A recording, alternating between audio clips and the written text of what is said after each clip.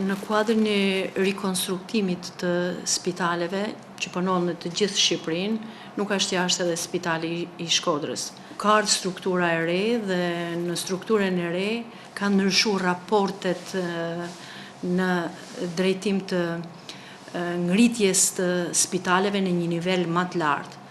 Për shembull, ne na shtrrit numri i mjekëve, mundësia për me afru mjek, sidomos mjek specialista, ku kena dhe shumë nevojë, si në okulisti kena nevojë për okulista, në otorinolaringologji kena nevojë për okulista, në reanimacion kena nevojë, në repartin e pediatrisë kena nevojë për kardiopediatër edhe reanimator pediatër.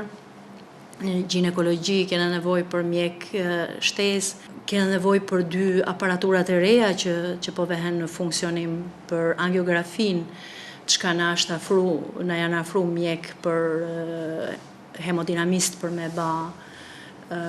realizu laboratorin e hemodinamiks. Tek ne ka një paradoks, numri i mjekëve është 80, ndërkohë kur numri i sanitarëve është 175 sanitar.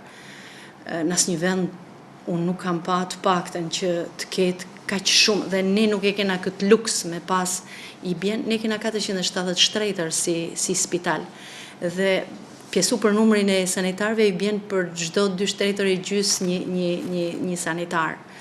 Dhe ky raport do të rregullohet.